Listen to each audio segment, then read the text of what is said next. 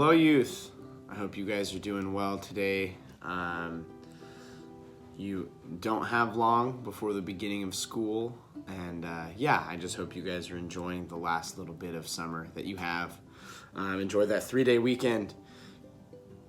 Just a reminder, we do not have youth group Sunday evening, and we do not have Sunday morning youth as church is out at Pastor Ben's farm. So we would love to see you out at the farm. It's going to be a good time. Bring a lunch, stay for the concert. It's going to be fun, and we hope to see you and your families there. We're going to jump right in. We're going to be in Proverbs chapter 3 still this week, and we're looking at this idea of how wisdom calls for us to love our neighbors.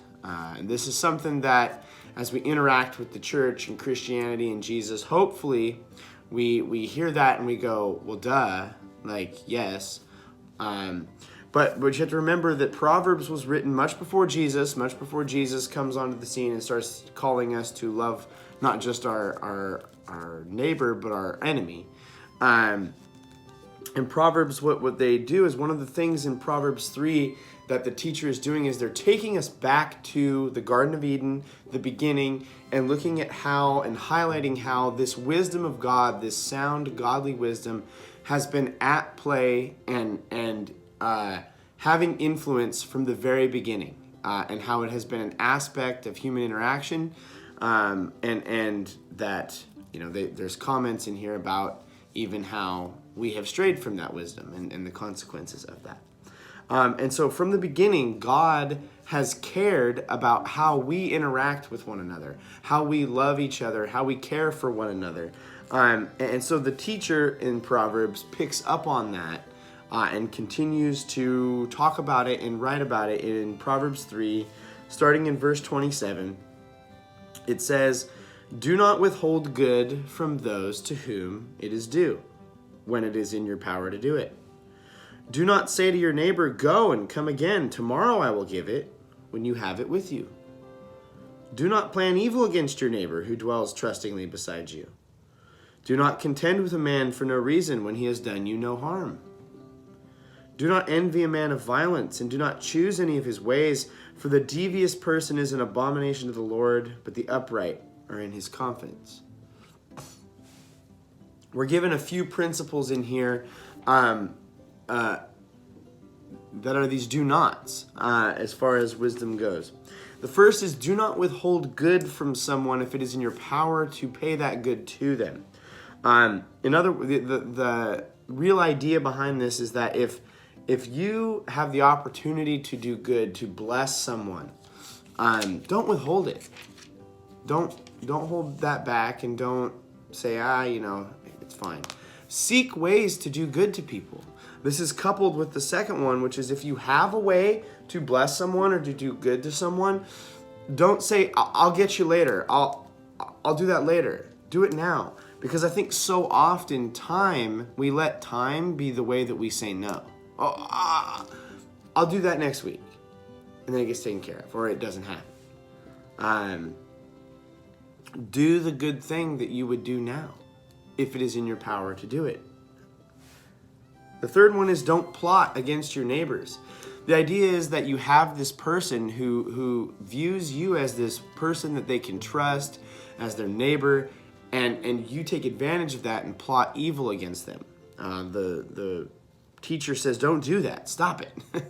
If someone looks on you with trust, don't take advantage of that trust and plan against them in order to get some sort of gain.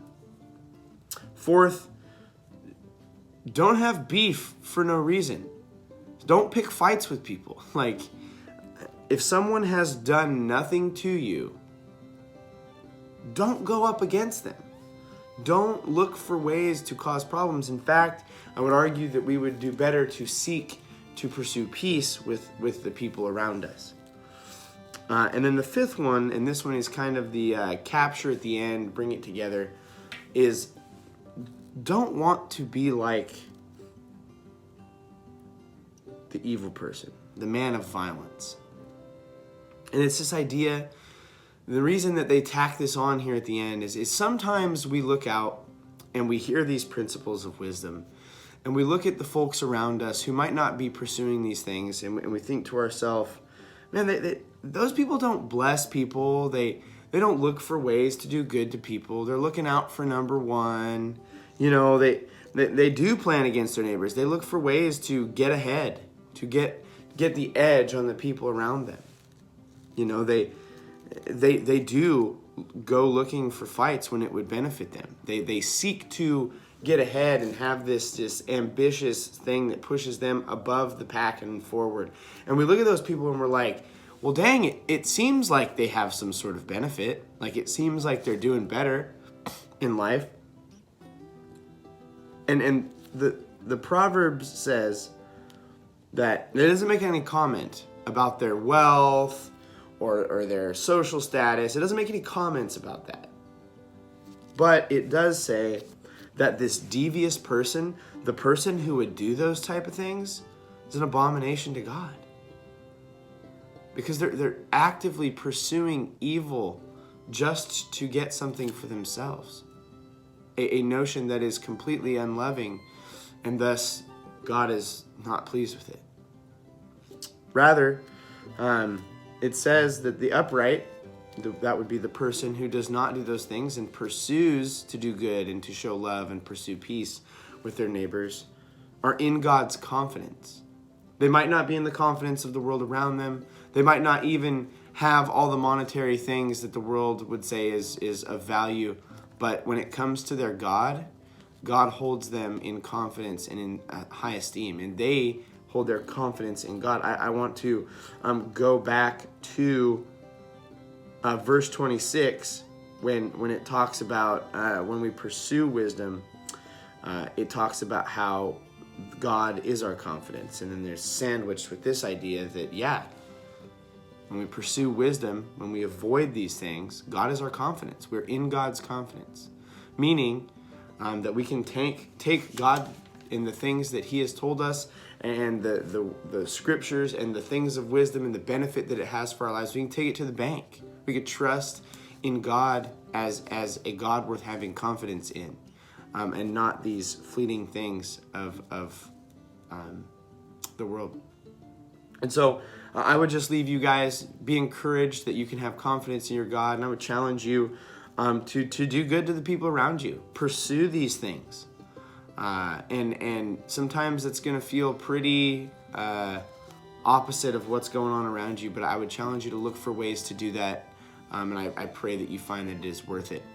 I hope you guys have a wonderful week, a wonderful end to your summer here as you get ready to gear up for school. I will be thinking of you guys as you return to school next week. Love y'all. We'll see you soon.